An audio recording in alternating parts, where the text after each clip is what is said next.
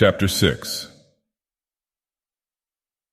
All that year the animals worked like slaves, but they were happy in their work.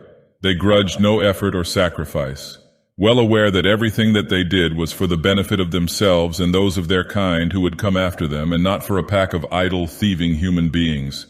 Throughout the spring and summer they worked a 60-hour week, and in August Napoleon announced that there would be work on Sunday afternoons as well.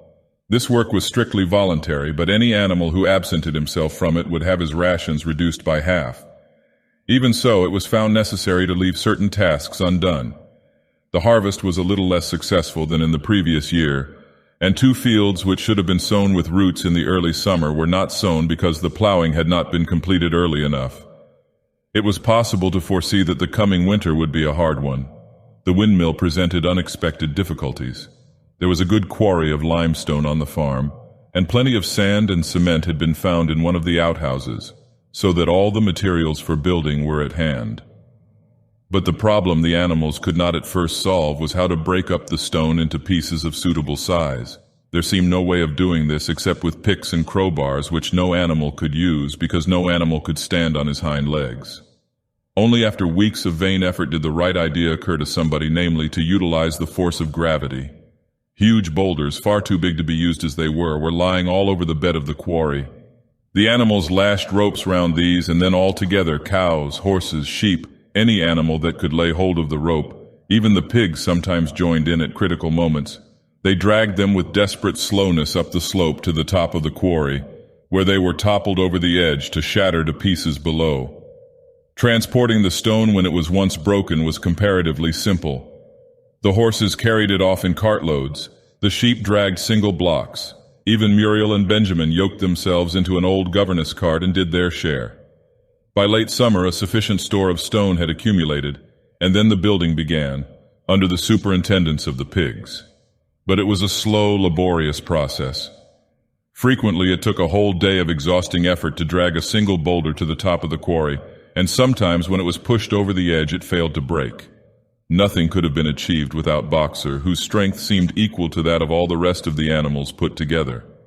When the boulder began to slip and the animals cried out in despair at finding themselves dragged down the hill, it was always Boxer who strained himself against the rope and brought the boulder to a stop. To see him toiling up the slope inch by inch, his breath coming fast, the tips of his hooves clawing at the ground, and his great sides matted with sweat, filled everyone with admiration. Clover warned him sometimes to be careful not to overstrain himself, but Boxer would never listen to her. His 2 slogans, "I will work harder" and "Napoleon is always right," seemed to him a sufficient answer to all problems. He had made arrangements with the cockerel to call him 3/4 of an hour earlier in the mornings instead of half an hour, and in his spare moments, of which there were not many nowadays, he would go alone to the quarry, collect a load of broken stone, and drag it down to the site of the windmill unassisted. The animals were not badly off throughout that summer in spite of the hardness of their work. If they had no more food than they had had in Jones's day, at least they did not have less. The advantage of only having to feed themselves, and not having to support 5 extravagant human beings as well, was so great that it would have taken a lot of failures to outweigh it. And in many ways the animal method of doing things was more efficient and saved labor. Such jobs as weeding, for instance, could be done with a thoroughness impossible to human beings. And again, since no animal now stole, it was unnecessary to fence off pasture from arable land, which saved a lot of labor on the upkeep of hedges and gates. Nevertheless, as the summer wore on, various unforeseen shortages began to make themselves felt. There was need of paraffin oil, nails, string, dog biscuits, and iron for the horses' shoes, none of which could be produced on the farm. Later there would also be need for seeds and artificial manures, besides various tools, and finally the machinery for the windmill.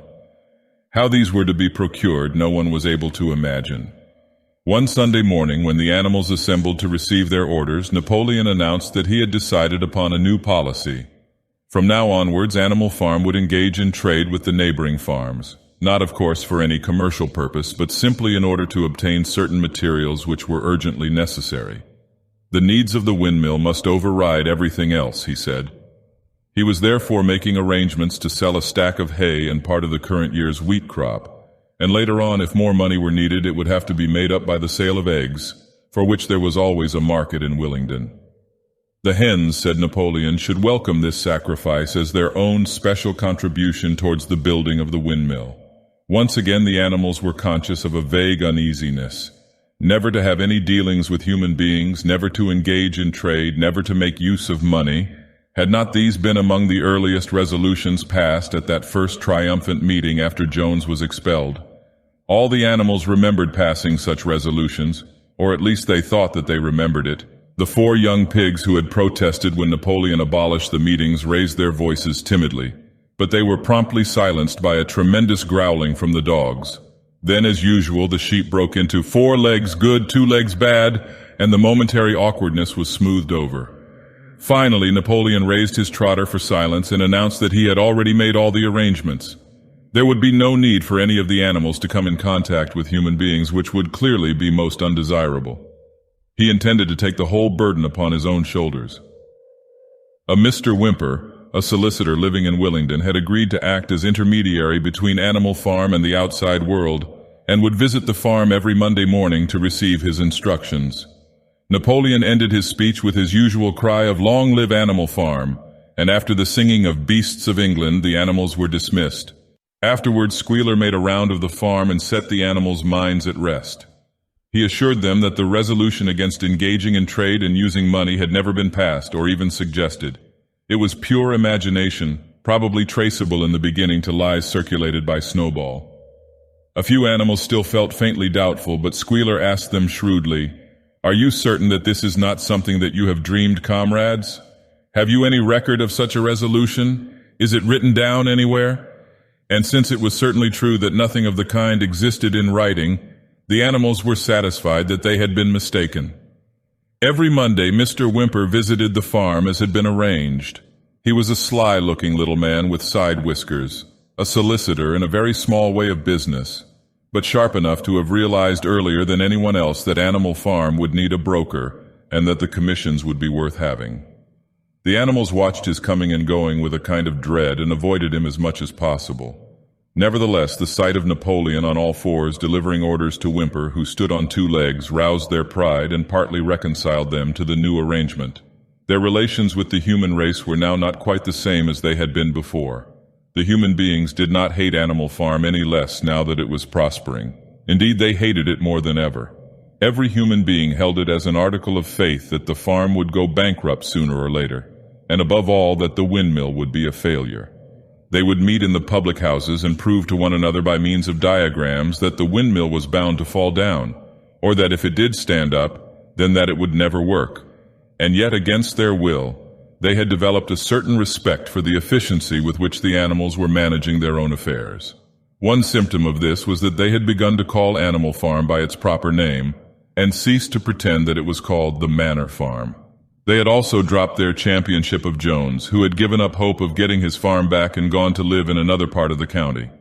Except through Whymper, there was as yet no contact between Animal Farm and the outside world, but there were constant rumors that Napoleon was about to enter into a definite business agreement either with Mr. Pilkington of Foxwood or with Mr. Frederick of Pinchfield.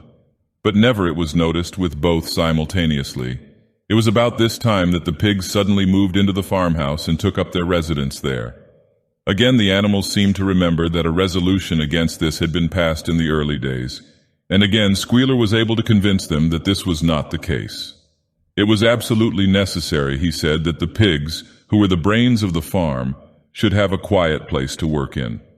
It was also more suited to the dignity of the leader, for of late he had taken to speaking of Napoleon under the title of leader, to live in a house than in a mere sty.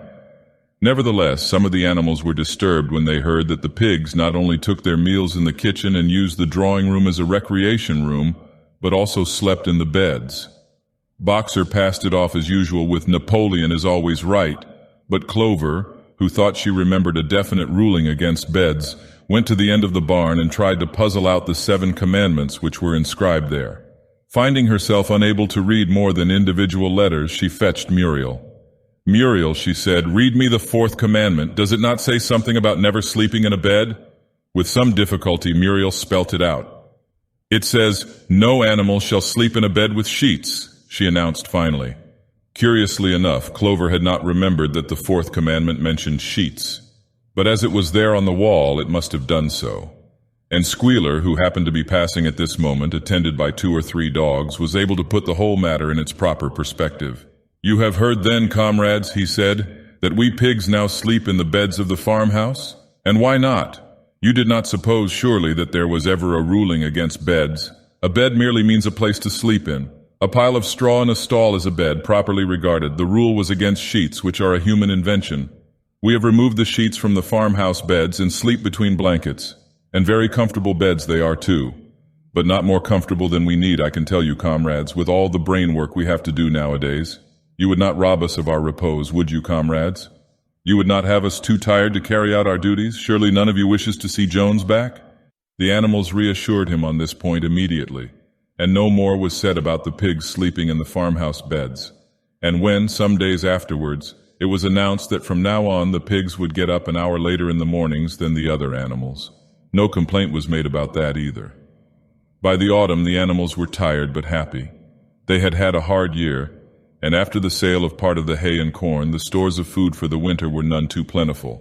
But the windmill compensated for everything. It was almost half built now. After the harvest, there was a stretch of clear, dry weather, and the animals toiled harder than ever, thinking it well worth while to plod to and fro all day with blocks of stone if by doing so they could raise the walls another foot. Boxer would even come out at nights and work for an hour or 2 on his own by the light of the harvest moon. In their spare moments, the animals would walk round and round the half-finished mill, admiring the strength and perpendicularity of its walls, and marveling that they should ever have been able to build anything so imposing. Only old Benjamin refused to grow enthusiastic about the windmill, though, as usual, he would utter nothing beyond the cryptic remark that donkeys live a long time. November came with raging southwest winds. Building had to stop because it was now too wet to mix the cement. Finally, there came a night when the gale was so violent that the farm buildings rocked on their foundations and several tiles were blown off the roof of the barn. The hens woke up squawking with terror because they had all dreamed simultaneously of hearing a gun go off in the distance. In the morning, the animals came out of their stalls to find that the flagstaff had been blown down and an elm tree at the foot of the orchard had been plucked up like a radish. They had just noticed this when a cry of despair broke from every animal's throat. A terrible sight had met their eyes. The windmill was in ruins. With one accord, they dashed down to the spot. Napoleon, who seldom moved out of a walk, raced ahead of them all. Yes, there it lay, the fruit of all their struggles, leveled to its foundations, the stones they had broken and carried so laboriously scattered all around. Unable at first to speak, they stood gazing mournfully at the litter of fallen stone. Napoleon paced to and fro in silence, occasionally snuffing at the ground. His tail had grown rigid and twitched sharply from side to side, a sign in him of intense mental activity. Suddenly he halted as though his mind were made up. "Comrades," he said quietly, "do you know who is responsible for this? Do you know the enemy who has come in the night and overthrown our windmill? Snowball," he suddenly roared in a voice of thunder. "Snowball has done this thing. In sheer malignity, thinking to set back our plans and avenge himself for his ignominious expulsion, this traitor has crept here under cover of night and destroyed our work of nearly a year. Comrades, here and now I pronounce the death sentence upon Snowball, animal hero second class, and half a bushel of apples to any animal who brings him to justice, a full bushel to anyone who captures him alive." The animals were shocked beyond measure to learn that even Snowball could be guilty of such an action. There was a cry of indignation, and everyone began thinking out ways of catching Snowball if he should ever come back. Almost immediately, the footprints of a pig were discovered in the grass at a little distance from the knoll. They could only be traced for a few yards, but appeared to lead to a hole in the hedge. Napoleon snuffed deeply at them and pronounced them to be Snowball's. He gave it as his opinion that Snowball had probably come from the direction of Foxwood Farm. "No more delays, comrades," cried Napoleon when the footprints had been examined. "There is work to be done. This very morning we begin rebuilding the windmill, and we will build all through the winter, rain or shine. We will teach this miserable traitor that he cannot undo our work so easily. Remember, comrades, there must be no alteration in our plans. They shall be carried out to the day. Forward, comrades! Long live the windmill! Long live Animal Farm!"